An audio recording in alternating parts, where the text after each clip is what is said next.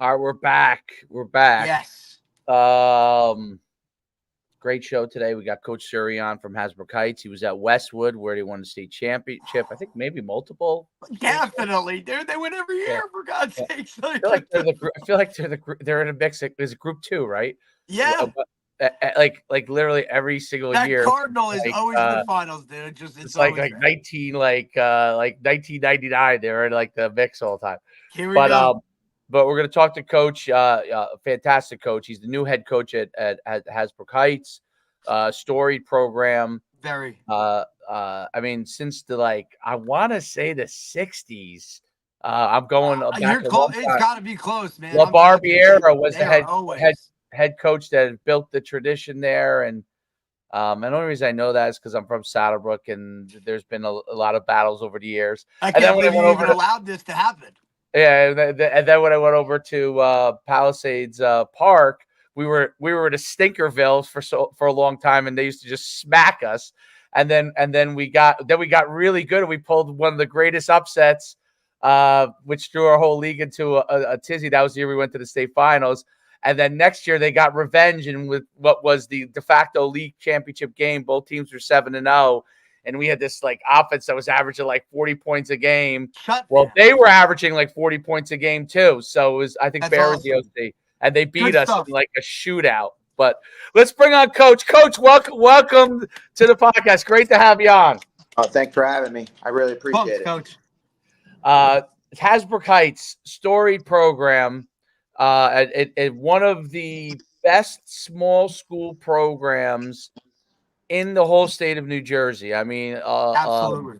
if you would go through, Bergen County, not just Bergen County football history, but obviously where Derek went. So I got a Butler, of course, one of the great small school programs. But there's a handful, right? Hasbrook Heights is probably maybe the longest running one, that's had tremendous success for the longest period of time. There's a couple down in South Jersey that have had some this huge success, like Salem and Penns Grove, and there's a couple others. But Paulsboro was good. Paulsboro, yeah, Paulsboro, right.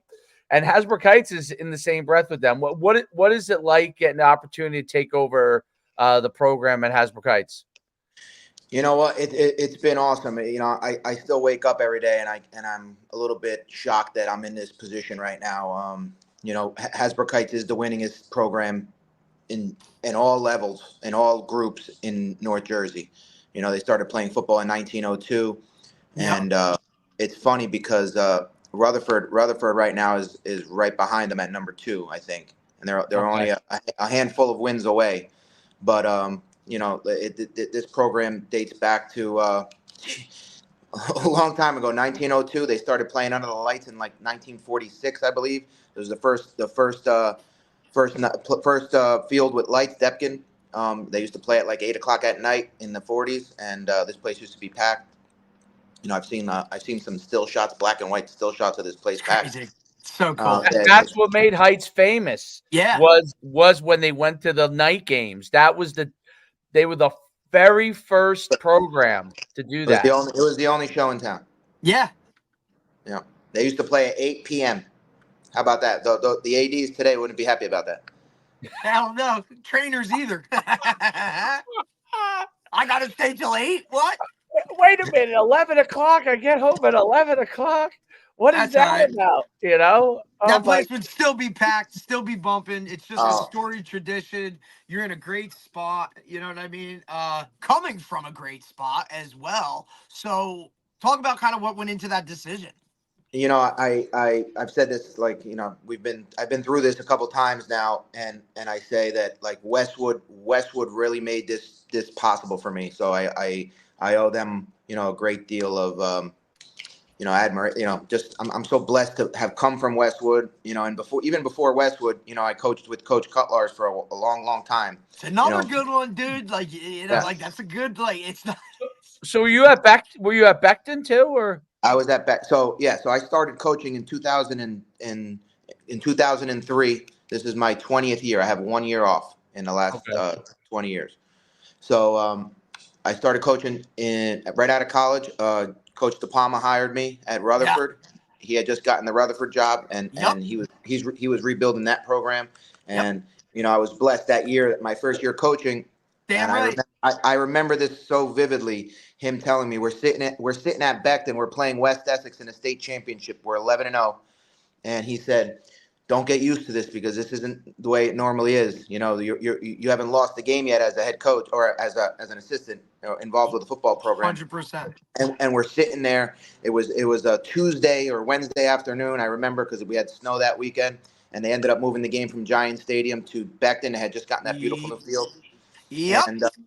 and unfortunately, we ended up losing that game. But I remember he's like, him saying, you're going to be here. You're going to have this opportunity many more times. But I just want you to understand how special this season was. It doesn't happen all the time. And 20 years later, I can absolutely tell you that he was right.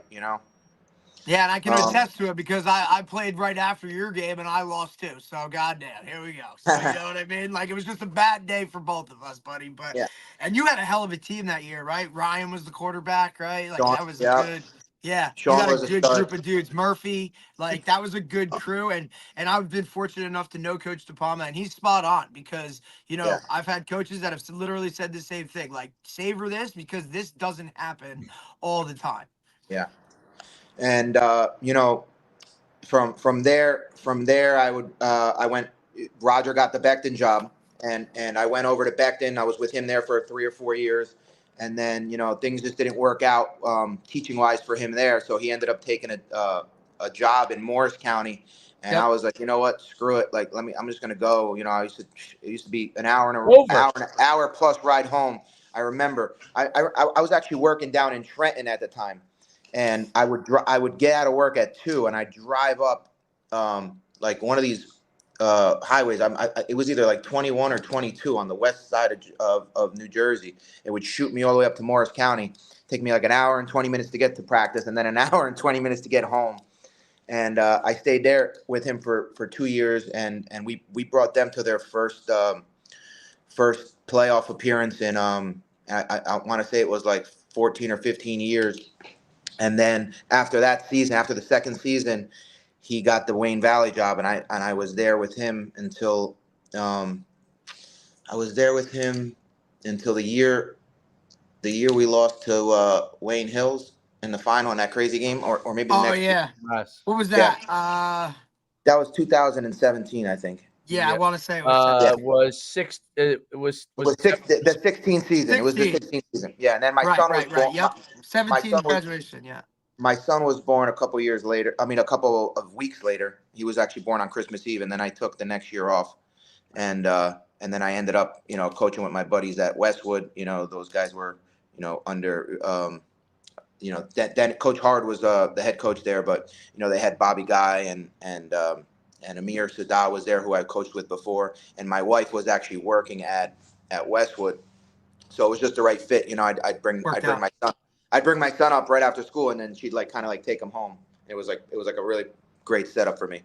And those guys, I eased back in, and then you know how that works. It's like 2 weeks in, and you're back to full go. And we had a great little run there. We kind of rebuilt that program too, because they went through a lot of staff turnover and just the roster.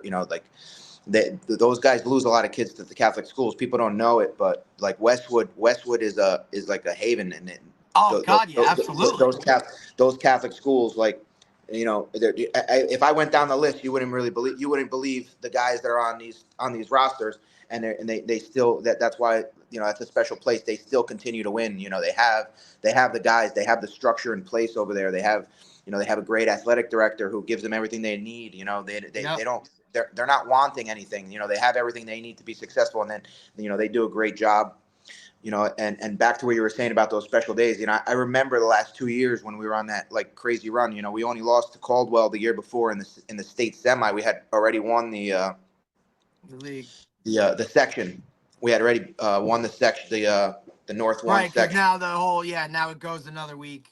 Yeah. So Robbie's sophomore year, we had lost to we took a really young team up to Caldwell, and in the state sectional semifinal, Right. and they beat us up pretty good, and that kind of set those guys up for what was to come. But I remember being in the locker room in some of those games, and you just get a little emotional because you don't realize, like, you don't know where you're coaching, where your path is going, and you don't know how many more times you're going to be in those spots. And I remember talking to Coach Guy about it, and he'd be like, "You all right?" And I'm like, "Yeah, I'm just trying to soak it all in right now because like I said, like I don't know, I didn't know how many games I had left, so." No doubt about it. It's you've been in really some great places. I remember when you guys that game against Wayne Hills, because That was I don't wild. know if it was the night before or night after we played.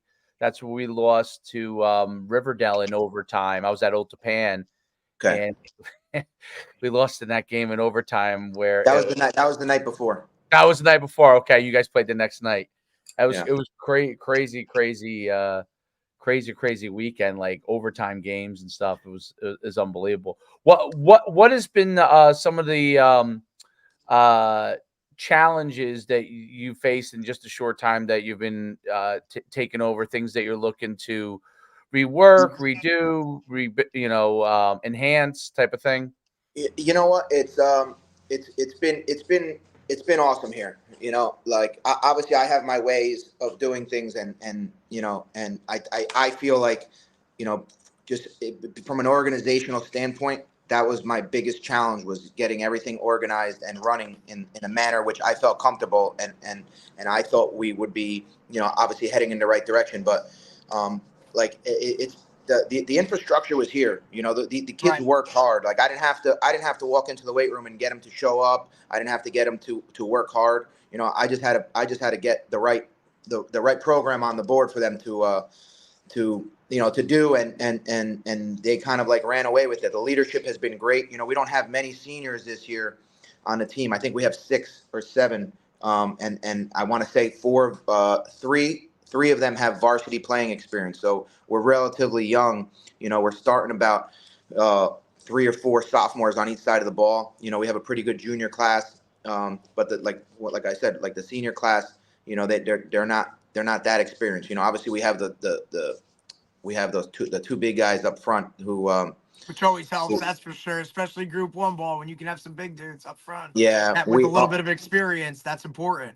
yeah, our left tackle's a dude. He's about 6'3", 275, and in this league, you don't really see that much. No. And he's a scholarship player. Like, we just don't know where he's gonna commit yet to, but he's like in that Ivy League, Patriot League conversation right now. There's a couple different offers on the table, but he's as advertised. He's probably one of the best linemen I've ever coached in 20 years.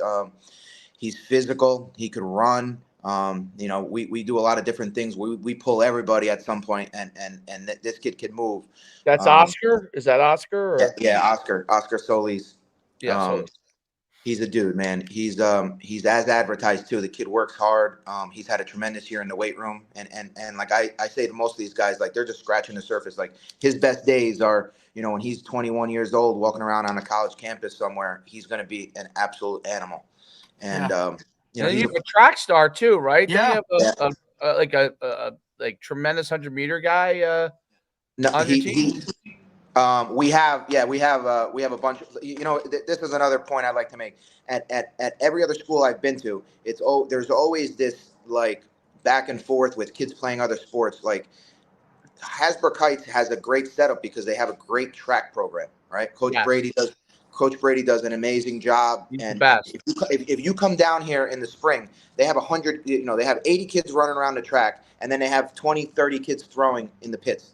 Yeah. It's you don't have to do anything. And the fact that he's okay with them guys lifting after track practice, it just makes everything. You want your guys running, right? You want your athletes throwing, your big guys throwing, and it was like the perfect matchup. Like, I didn't have to beg, I didn't have to do any begging. Like, listen, let me get these guys in the weight room, a couple days a week after practice. It's, coach, whatever you need, whatever you think is required, and he's been great. Like, like, that's another thing. It's like all those things were already set up here, and I think that was a big thing.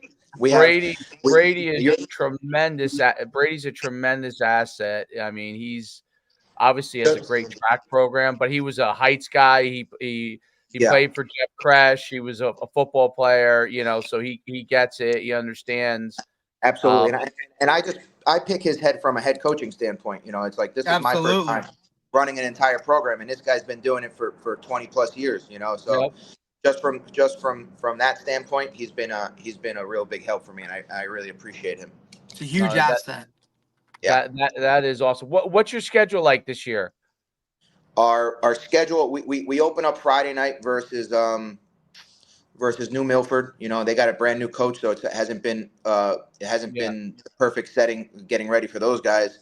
Yeah, you don't know what's going on. You know, it's funny. It's funny because, you know, Coach Stroud won a state title at Westwood before we all got there and all that, and then he took the Fort Lee job, and now he's been at Bergen for the last couple of years. But, you know, I know that he knows what it's supposed to look like too. So I know that those guys are doing a great job preparing for us, but it's hard because you really don't know. Like, we're basing it off of half of the game scrimmage and then maybe one other scrimmage that we got.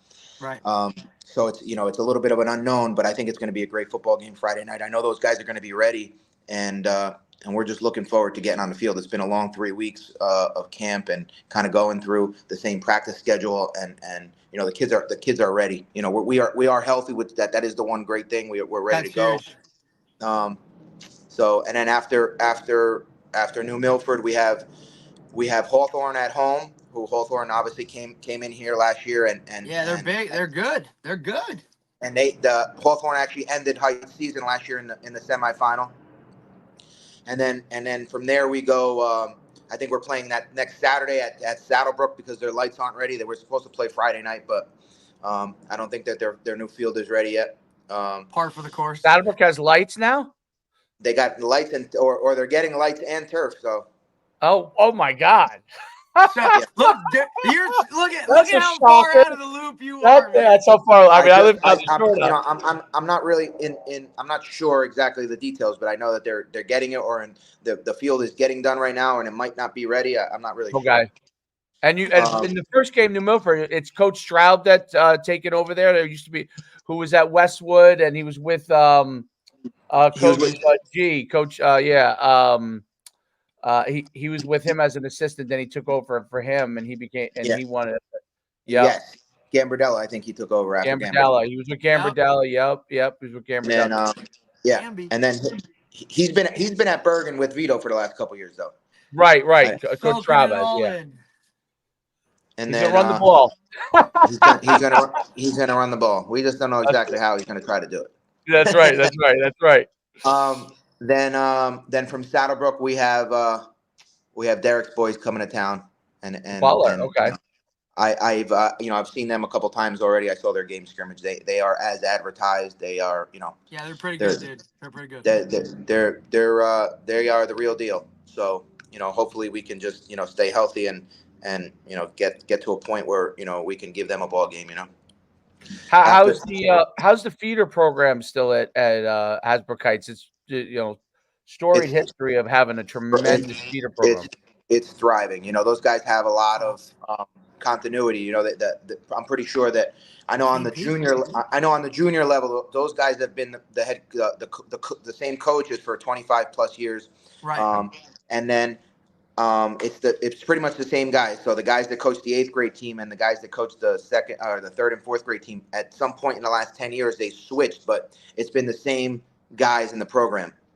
And that's huge. That's huge, especially at a small school. Like, that's so big. That continuity, the same guys with the same type of system coming to you, like having it organized, putting those guys in the right place, knowing it's like, hey, Heights is the place to be. You're not worried about this guy going here, this guy going there. That's one of the biggest things that, we talk about when we talk to new coaches is like, hey, you got to get down to that feeder program. You got to be a part of it. That has to be like something that's in the wheelhouse for you to kind of be successful. And that's really kind of where it's at. Yeah, my son actually plays on the 2nd grade team. That's awesome.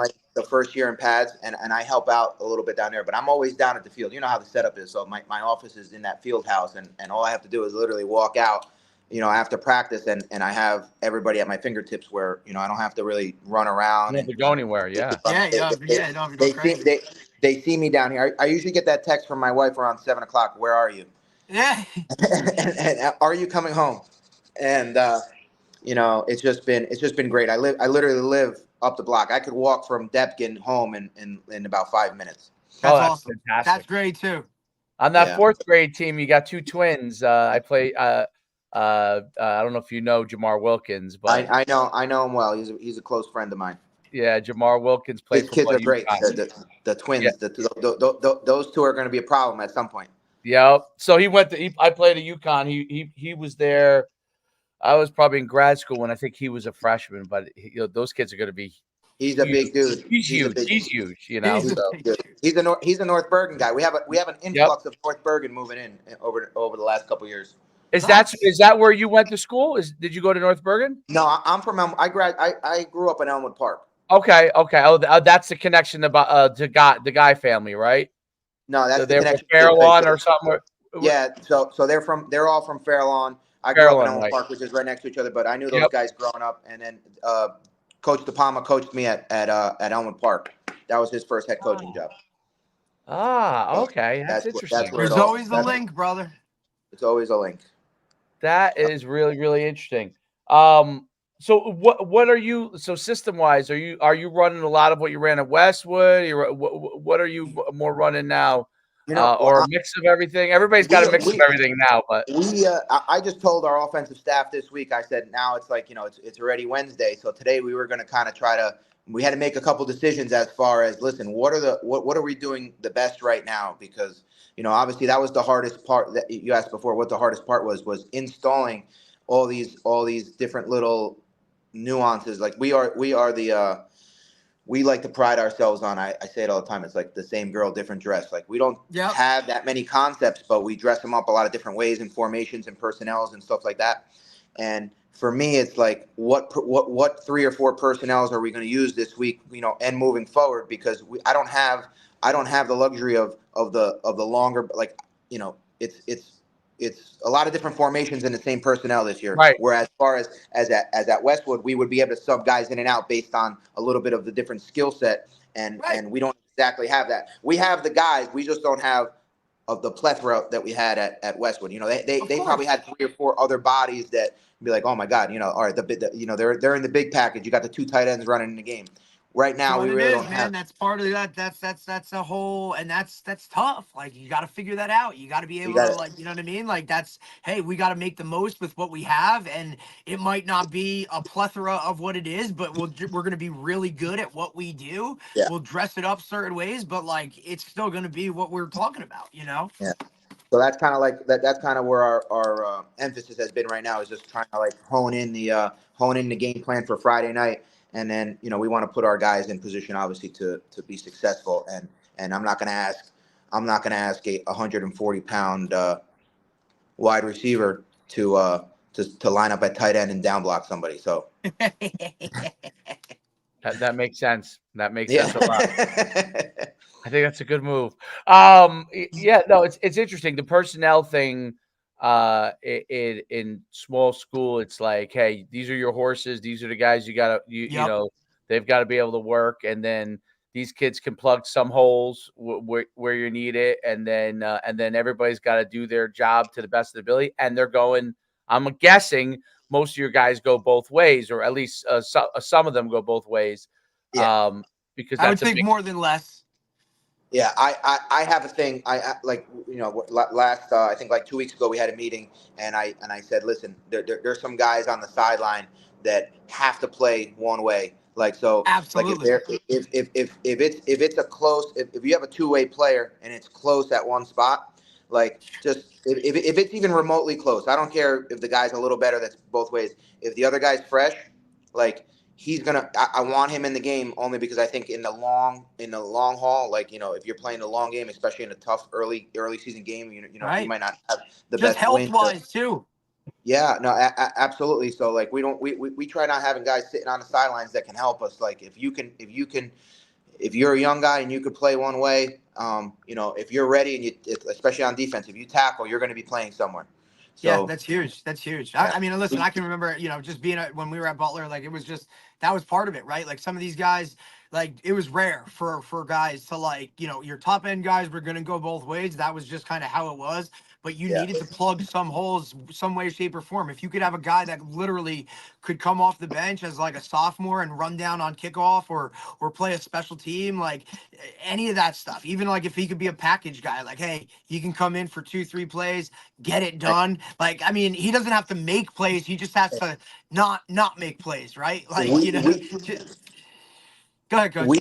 We have 2 freshmen that are actually going to be playing on all special teams Friday night, and I rewarded those 2 kids because I think that they just set the tone. Like they came in, they're backups on one's a backup on offense, one's a backup on defense, but they're ready. Like they showed me that they're ready. It's for me to keep those guys on a freshman team or a sub varsity team, it's not doing the team justice because those guys, one, are tough as heck, and 2, they tackle. So they're Hasbrouckites kids, like, yeah, they're just tough. They're tough. They're the Hasbrouckites. When I think of Hasbrouckites, those 2 kids. They're exactly what you think of. I was going to ask you that, Coach. You have a freshman unit. You have a freshman team, JV team, right? Like we play 3 levels. So we play sub varsity on either Thursday night, tomorrow night we have a game, and then or Saturday morning, right? And then we play JV Mondays and varsity Friday. But the thing is that the state changed the rules, so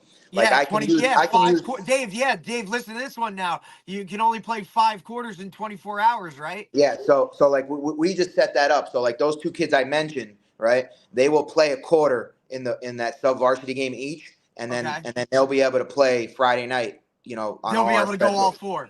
Yeah, so I told our younger guys that coach that team, I'm like, you got to be strategic. You get the ball first, you might want to put one of these guys in on the first drive. That's it, because that's all you're getting. Yeah, Dave, they changed the rule because we were looking at it too. Like, hey, maybe we got a freshman. Like, actually have a freshman kicker. Like, I have a freshman kicker that's like the real deal, but he's really also a skill guy, right? So, am I gonna? How do I balance that? Because those guys play Thursday, we play Friday, 1 quarter. Like, I'm going to send them freshmen to play 1 quarter, and then he's going to come kick 4 for us. Like, I can make do with what we have. It's a really hard decision now with that new rule.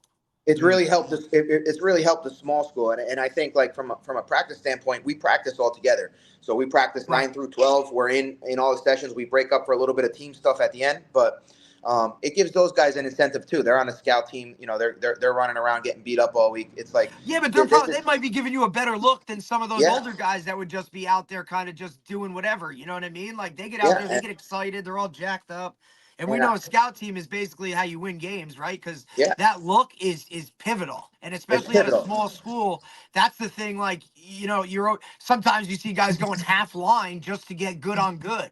It's tough. So if you can have those young guys willing to just come up and compete, like, that's already a bonus. And we wanted to send the message too, is like, you're competing with all these Catholic schools now, and Heights is a place that hasn't really traditionally been impacted by those schools, but it's always like 1 or 2. You never know. Like, this year's class, we lost one. We lost the lineman to PC, but at the end of the day, it's like, I want these freshmen to know if they're good enough to play, they're going to play. They're going to play right now. Yeah, those days of like, hey, you're a freshman, you're not playing varsity, you're not doing this, you're playing like, those days are long gone, dude. Like, if you're the best, you got to play, especially now with how many are like reclassed and all that kind of stuff. So, I mean, there's a happy level there. That keeps them at your program. That's the incentive. Yeah, that's the incentive to stay, is that you can play. Yeah, and then for recruiting wise, for recruiting right now, all that matters is if you get early film, that's what matters. So like, from a recruiting standpoint, what are you going to do? Sit? I mean, you could be a great player at a parochial school, sit 3 years, you only play your senior year. I have an example of that right now. A kid we work with, if he had went to a public school and probably have multiple offers, would have ran for like thousands and thousands of yards easily. So that's a huge if you can help us win right now, you're going in the game. Yep. Absolutely. Yep. And understand, people that are watching or whatever, we're not like throwing somebody to the wolves, right? We're not just throwing a kid out there because he can run. Like, these kids that we're thinking about playing, like, they can play, man. Like, they know what's going on, and they're chomping at the bit, right? It's not the dude that you got to pull out from behind somebody to go on scout team. Like No, these are dudes running into seniors saying, dude, I'm like better than you, right? Like they're ready to absolutely. go. And I think, like you said, and Dave, we talk about it all the time. Like it's about getting tape. And it's not freshman tape or JV tape. Like, hey, here's some varsity tape as a freshman, like making plays. That's a huge incentive for these guys to Yeah, stay home. I agree. There's no doubt, especially at Group 1. Like if you're a good athlete, Yes. guys liked. I mean, listen, when I was in high school, I played one JV game in my whole career in high school. It Yep. was the very I'm first with JV you, game, dude. I'm and I with was you. playing varsity from the time I was a freshman. That was the one thing that Hasbrouck did a good job with. Like, I played right away from the time I was a freshman. I played in one JV game, and the coach was like, "Yeah, that's it. Okay. Like That's that's it. it. Yep. I can remember That's too at it." Butler. Like, and that wasn't a thing at Butler. Like, you didn't do that. And it was kind of just like by default, like, hey, Hope you you gotta enjoyed like that game where you score like a bazillion touchdowns against yeah, kids that are dude. smaller than you. Yep. Hey, so Well, let's listen, smaller for you, buddy. Everybody's always Oh, yeah, that's Butler. true. For me, maybe it not was that. now, I Yeah. maybe know, not now, and but I like would be. hell, like you know what I'm saying? I would feel bad not bringing up his name right now, but we have a Butler legend on our staff that we just hired, Yes, right? you do, buddy. Yes, you do. He's a great dude. So, Who's that? Who's that? so Brian Wenzel, who, Oh, yeah, I know. oh yeah, like professional wrestler at one point. I got to give him his props for that. He's a great dude. He played O-line at Butler, dude. He bleeds blue and gold like till this day. Phenomenal coach. He's kind of been through it too a little bit, right? He's been in a couple different programs with some good people. Just a Yeah. great O-line coach, dude. Attention to detail, all that kind of stuff. Wants to get better, asks questions all the time about, Yeah. hey, what do you think? Just bounces ideas and like loves the kids. Like He really, when got it comes to it, that's what he's all about. So he's just an all around great guy. Like the kids love being around him. I didn't meet him until after I got the Heights job, and it came from a couple of recommendations. Like, you got to meet this guy, at least sit down with him, and yeah, I did. And before the end of our conversation, I offered him a job, and it's just clear as day. Like, the guy has the great intentions. I think I think it's been a blessing for me to have been able to hire the guys and bring in the guys that I did on this staff. I think right. that's what's allowing me to feel more comfortable about anything. Is like, I think that the staff is a home run, like a knockout from top to bottom here. I was on top of I call him Wednesday, but on top of being able to get Wednesday, we were able to hire Coach Sarah, who was the head coach at Oh, Bayonne. yeah. He's our all line coach. He's still an admin in Bayonne, but That's he was amazing though to have a guy that has been the head coach of a huge program like that. Like yeah. So it's just and then he went back to Sea Caucus for a little bit over there, and I've known him for a while now, and our visions kind of were on the same wavelength, and that was a no brainer for me. And then we were to get back Coach Krabby from who's coaching at Northern Highlands and Ridgewood for a couple years with Dave Cord and those guys. We got him back. He's a Heights kid.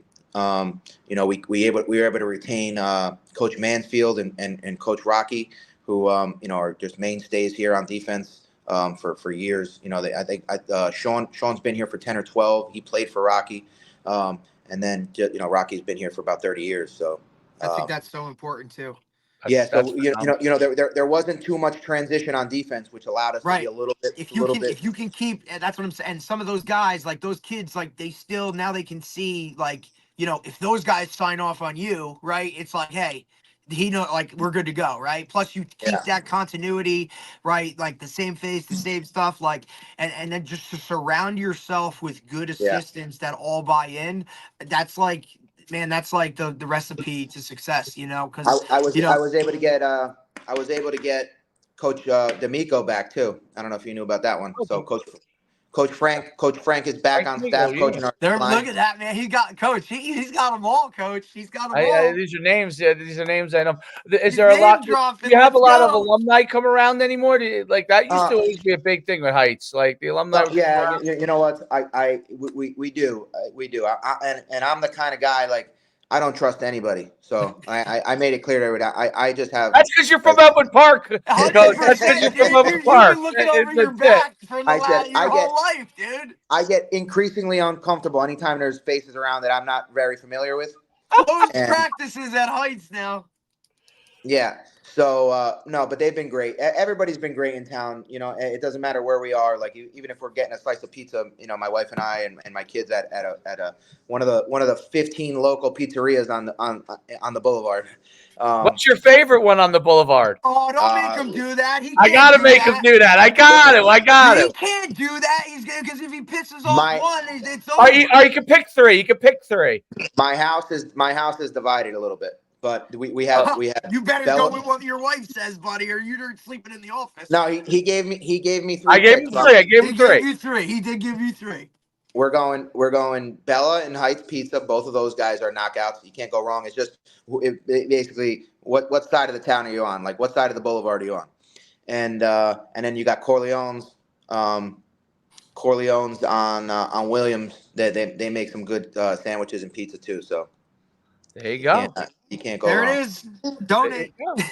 Well, it's a divided staff too, because everybody's got their own opinions, and it's funny when we're trying to get some food where everybody wants to get it from. Because that's important. Of course, because there's nothing like North Jersey for pizza. So like everybody has a slightly different style that they like, and it's what your style is. And that's what makes North Jersey more your choice, because you can go to any spot and find what you like. It's the best. Yeah. That's what I miss the most, probably about me being too. down here. Me too. I got like 1 or 2 spots I could go to. Yeah, that's it. It's slim pickings, and it is, but it is what it is. You know what I mean? We balance it out with what we do down here. No doubt. Coach, I don't want to hold you up because it's 12, I think 46, 20. I don't want to keep you on too much longer. Go but do your thing, Coach. I can't thank you enough for coming on, dude. It's been great having you on. If you want to come on during the season, everything's going well, you want to come on and talk some football, we'd love to have you. I appreciate you guys. Thank you, and go Heights. All right, have a great day. Good luck, buddy. Good luck. Take care. That was great. That was great. Short kind but sweet. A lot of pressure. Like, I think there's kind of a lot of pressure in there, dude. So Heights, I give them credit, like for like taking that gig. You know what I'm saying? Like, shit, that's tough, man. They win constantly, and you're expected to win. Heights is he said it. Like and I'm wrong. Maybe not one of the most storied. Maybe the most storied. Has to be winningest. Like that sounds about right. I didn't know that they were playing since. See, their most famous coach there, original most famous coach, because they had LaBarbiera, they had Depascale, and they've also wasn't their coaches there for like a long time. Yeah, yeah. The two guys that they had was LaBarbiera and then Depascale. And they were there for basically like, I don't know. I want to say 50, 60 years between the two of them. So, no, LaBarbiera was famous. I think he actually left pretty early, and he was the most famous one. I'm curious about. I got to go to my favorite site for this because I'm curious about. The coaching, because I don't think they've had many head coaches. Definitely not, dude. I mean, the whole history. You know what I'm saying? He takes over. So the guy that was before him, who is this? Brian. You're already on it. Okay. Well, I'm just kind of looking at Brian Ill. He went 18-12 in 3 years. You got to go, but you got to really go back to is this so is the head coaches. Okay, so LaBarbiera was like the most famous like winning percentage coach. He was in the 67-81. Jeff Sheets, I don't know who that is. He was there for 3 years. Then Depascale is the guy I was talking about, who we used to compete against. Holy shit! Yeah, was 85 to 2019. What was it? Yeah, 85 to 2019. That's the one. That's the one. I'm kind of. That's the one. That's 35 years. So between LaBarbiera and Depascale, it was 50 years of football. They had one guy in between for 3 years, and then obviously there was a guy there for a little bit after. But Depascale is probably one of the winningest coaches in Bergen County history, and LaBarbiera. I think Depascale played for LaBarbiera. So that was the connection. That makes sense. It's like, I mean, like when we're talking history. When we were great at Saddlebrook, like that's when they would have like okay years, and then when they were great, we were okay. And then they had then they had a great run towards the end of Del Caso's career. Like I would say his last 10 years, he had just an amazing run. And yeah, I'm correct. So he was in the playoffs. Yeah, I'm looking at some of this. Holy Look at the play. He was in the playoffs from. I mean, basically, Del Caso was in the playoffs. If you start in with like 2000, no, you started like 97. Basically, every year, other than a couple of years, he's in the playoffs. And then, I'm looking here, and it's division championship. They won. The team has won the North Jersey Group 1 state champion 75, 76, 94, 07, 16, 17, and then won the North 2 group title 18. Yeah, so they won 16, 17, 18, dude. Yeah, so it's they won a total of 18 state sectional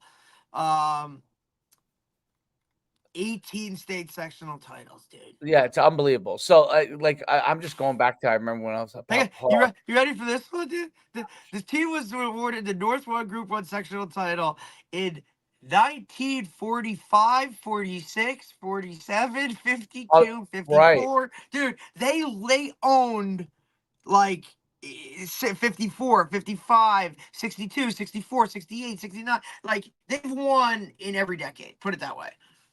Well, here is Del Caso. Maybe the 80s was a little bit of a lull, but I mean, damn, here is Del Caso's last 10 years. I love it because it's very much like Butler. 12 years. Right for this? 2007 he won the state champ 12-0. Then 2008 he was 10-1. Then 9-2, 6-4, 6-4, 8-3, 11-1, 6-4, 7-3, 11-0, 10-1, 12-0, and his last year as head coach he was 9-2. That he must have. I don't know how many wins he has. It must be insane how many wins he has. Well, you know who also legendary player from Hasbrouck Heights, correct? Oh, Greg Toll. Big guy. So Greg Toll played with Del Caso in high school. Big guy.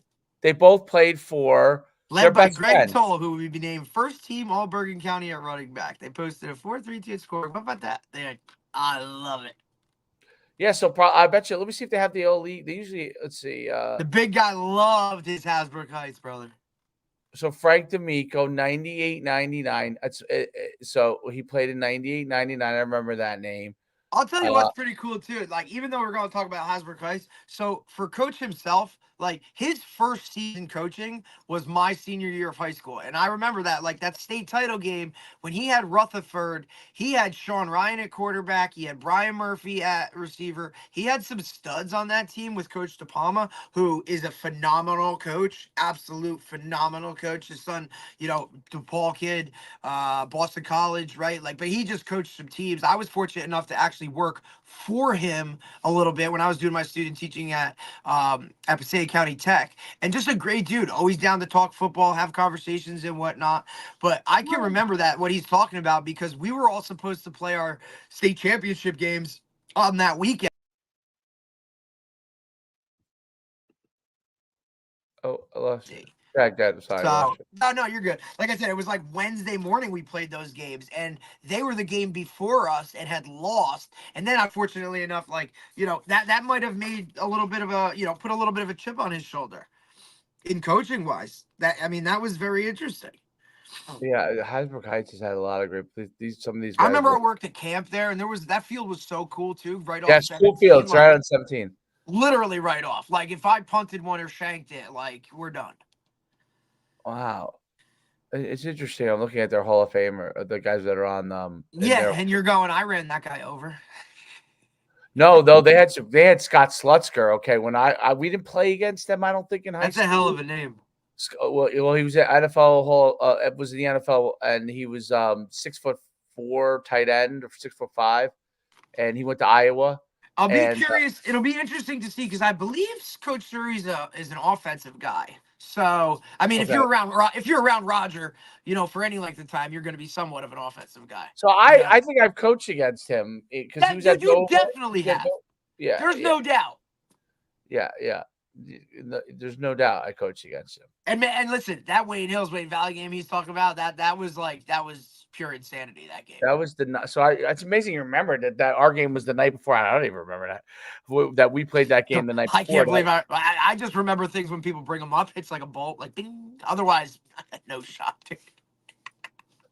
But that was 2 nights. That schedule's a little tough though for him. Like, I mean, hey, you might want to I wonder if Saddlebrook's getting turf, dude. That would be like insanity. If Saddlebrook, I mean, I could look it up. I could find it. I mean, I could text somebody. Well, they went back to school, so I would love to hear it. That if they got turf, man, and lights, synthetic turf at Saddlebrook High School. Yep. Shut up. They're good. They're getting a synthetic turf. Yeah, but it's classic Saddlebrook. It ain't gonna be ready. Well, that's what I guess he was saying. So no offense to Saddlebrook, sorry guys, but certain things just don't really get done when they need to get done there. I mean, if they're getting lights, that's also a miracle. Yeah, because I can remember that they would fight for lights forever, but the neighborhood, right? Because Saddlebrook's like people are like, dude, I don't want these freaking lights on every night, and I live here, so they would fight. Yeah, you want to get some sleep. I get it. I 100% get it. Those lights coming from that back side, nice, dude. So in Saddlebrook, those houses around by the school, those are actually for Saddlebrook among the really nicer homes. Absolutely. So there's 2 streets in Saddlebrook that are really above. Those houses were. That street, that left wing, we should run around. Yeah, where the lights would literally be like bing right in your freaking. And that's probably those are probably among the most expensive homes in Saddlebrook. And then the other side of town, there's one that's right before you go to Lodi. There's one block that's an expensive block. Lodi. Yeah, but with the we used to call it. I'll tell you what, he may be out of there, but you can so tell that he's an Elmwood Park coach. He comes from that. I don't trust anybody. Yeah, dude, that's great. You've been looking over your shoulder your whole life, dude. Oh my God. Dude. But I love it. That adds a little character to how you coach and do that stuff. And like you said, that probably explains. See, that explains to you a little bit how I am coming from that part of Bergen County. How people are. You gotta grow up. But look, he said, as a first-year head coach, right, and obviously he's been coaching for a long time. He said this is his 19th season in 20 years or whatever. He said all the right things, did all, you can see he's talked about the youth program, right, talks about the history, talked about a little bit of the retention of, staff that he kept. I think it was probably a smart move to keep the defensive staff together if he's an offensive guy. You kind of want to do that. Leave a little familiarity with guys that can kind of sign off on him to the alumni and people that have been around. He surrounded himself right. He's got a couple. He's got at least one former head coach on staff, right, that he can bounce things off of. Like you said, he developed a good rapport with the track coach, who you said is legendary and absolutely phenomenal. So if he can get that stuff going, and then look, we know Group 1 football, year to year. It's year to, like you said, I don't have many seniors, but the ones that I do have are pretty whatever. He's playing freshmen. Okay, that's. I'm curious, the breakdown. Varsity, sub-varsity, JV, freshman, 4 levels? I guess one level's Froshmore. You know what I mean? Freshmen, sophomores, or sophomores, juniors. Oh, maybe some 4 levels? That's what I thought he was saying. Unless is sub-varsity the same as JV? No. He said sub-varsity. So they have sub-varsity. Okay. Is that seniors that are bad? He has some varsity and freshmen. No, so varsity basically is JV used to be your juniors and sophomores, right? Correct. Yes. Sub-varsity is, I believe, freshmen, sophomores. Oh, so it's what I call Froshmore. And you're crappy juniors, you know what I mean? Crappy, but you know what I mean. So that's not politically correct, Mr. Schuman. I don't say anything politically correct. I'm on a political show now. Listen, so. What did Siski say? My give a fuck meter. I don't give a fuck meter, but I do have a. Yeah, dude, you're leading one way now, and you're talking about it. So here we go. Oh yeah. Hey, listen, before we get out of here, dude, I do have to mention. Is the top political show. I know. I watched a little bit of it. It's the top political show in Worcester, Massachusetts. Now listen, buddy, you're talking about Worcester, Mass here, so like, Still 100-something thousand people. So. I know Liam Anderson got picked. Hey, practice squad again. Oh, that's good for him. It's great, man. Hey. Oh yeah. You listen. If you listen to the political show I'm on with these other guys, you might laugh the whole entire time. I'm more concerned with the other show that you're doing and your poor Yukon Huskies, dude, getting mollywops. Dude, what the hell, dude? I guess that new defense ain't really working. Well, we do have. That's all right. Somebody could kill me for my freaking take on West Virginia. I'm blaming it on the weather. I was right on that one, unfortunately. Shit. I told you. That's right, baby. Miami might be back. Miami College football is better when Miami is back, dude. Florida State and Florida might be. Dude. I mean, first off, he couldn't even get the top off the water bottle, dude. It's just a bad day for that dude. Like, the Miami guys are walking out and the Florida recruits are right there and they're talking shit. Like, where are you going to Miami? You got the little recruiting assistant, like, get out of here, keep going. What are you doing? Like, meanwhile, these dudes are like, bro, we run Florida. What are you doing? Like, damn. And then Boston College beating up on Florida State. That was amazing. Florida State. That was amazing. Billy B, baby. Billy O.B. I think Florida State's in big trouble. Dude. They're in big trouble. How long before? I think who else is in big trouble? Clemson. Horrific, dude. Did you hear Roddy White, the old receiver for Atlanta? No. You know what he tweeted this, right? So he goes, he fired now, or is he? Yeah. He's been out a long time. So he tweeted. He goes, Clemson ain't gonna win any games. Too many white guys on offense. He goes, when I look out there and I see all white guys and one black dude on offense, he goes, you ain't winning shit. And then I'm like, well, what about North Dakota State? Oh, yeah. Well, how about Dion showing clips of them to his team saying we need to do like they do? Oh, really? Hang on. If Florida State stays, here's my question. If Florida State or whatever his name is, if that guy gets fired, if Norvell gets fired and Dion wins another 4 games, how long before that starts happening?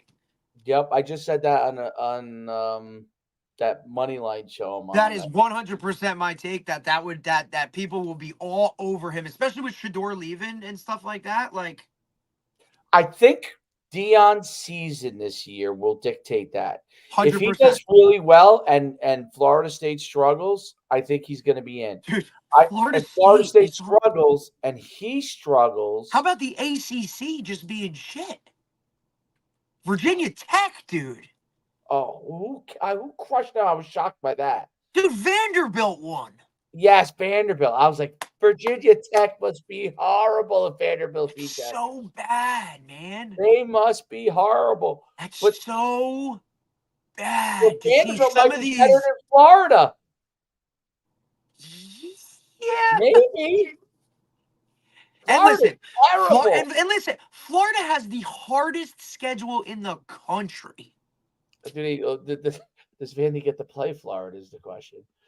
Because of schedules, but they said the Swamp, like, people are going crazy about the Swamp not even being allowed. Dude, there were Miami fans, like, riding the gator outside the stadium. Like, these people are full-blown just straight disrespecting it. It is what it is. It's crazy.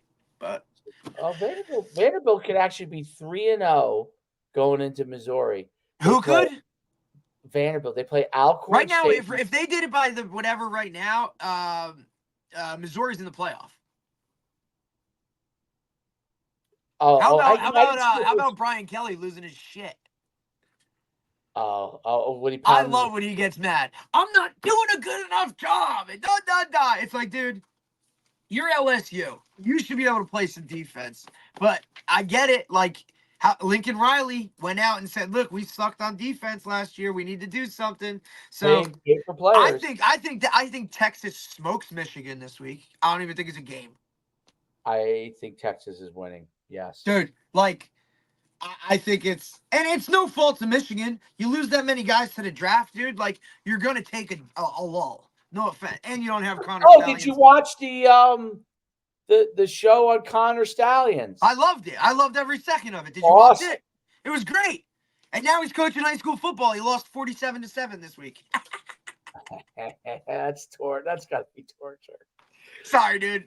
I love it. Dude, they had freaking, what's his name from Barstool on it. They had freaking his mom on it. Like, damn, dude.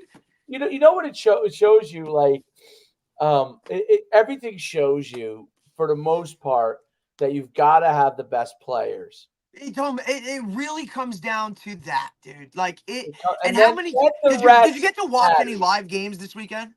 Did I what? Did you watch any like live college football games this weekend? Oh yeah, dude. Absolutely. Like I was, and I watched I watched them with my old man. My old man, he's like, Derek, every kid they talk about has come from like a different school. Like every guy that was talking about, oh, this guy transferred from here. How about the dude from Miami that's on year 9?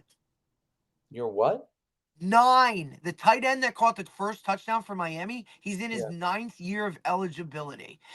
He was at Oregon for 7 seasons. He kept getting hurt. So he's getting medical. Throw COVID in there, and now he's done 2 seasons at Miami. 9th year. In college? Does he have Swear to God, Dave. I'm telling you, they did a whole thing on it. 9 years. So wait a minute. So he's 28 years old. Who knows how old he went in there? Well, who knows how old he was when he went in, right? Right. Yep. Cam McCormick. Oh my God. 9th year of eligibility, dude. Cam McCormick. And he scored the first touchdown against Florida. He was born in 98, so he's 26. Actually, he's not that old. He's 26. He probably went in at normal age or whatever. Well, listen, here's the tie, right? He went to Oregon when Cristobal was there, right? So obviously, he initially committed to Oregon back in 2016. Actually, when Helfrich was the head coach, he spent 7 years there, but injuries continuously slowed his progress. Injuries ended his seasons in 18, 19, 20, 21. That's crazy. So he had 4 years worth of injuries. He McCormick redshirts. 2016 he redshirted. So 2017 he was a freshman. 18 he got injured. 19 injured. 2020 gave him an extra year because of COVID. 2021 he missed with an injury. 22 he played 7 games at Oregon, and then last year he played 5 games at Miami. In retrospect, I could have got a 6th year. I could have got another one. I had an injury year. I did too. I had a no-play year because when I transferred too, I got in a couple games, but it wasn't enough to have anything. But dude, like, I was good, bro. Like, I'm good. Enough D3 ball. I'm good, dude. Like retirement. Here I come. Be like, dude, like, I'm going in the senior. Like, there are guys that have like senior class pictures like 3 times. I'm like, dude, like, you actually have to graduate, fellas. Like, what are we doing? Like, it's D3, dude. Like, get your shit together. Yeah, I wish I knew for sure I could have did. I probably would have did a 6th. Yeah, you could have. That would have been smart for you. I was just really getting good at linebacker the last few games. I would have used it to been like, all right, look, I won't come back, but you're putting me on staff as a GA. And I would have been a GA at Sacred Heart, and I would be on my way. I'd be freaking coaching with Neil Brown probably. Getting fired, but at least I'll be with Neil Brown. Well, at least I ended my last game with even though we lost, ridiculously lost, by the way, but we were up 35 to like, I don't know what it was, but I had 11 tackles in the game. Nice. So. I think my last game I had 3 tackles and I blew like 7 coverages because we just started blitzing from the secondary and shit.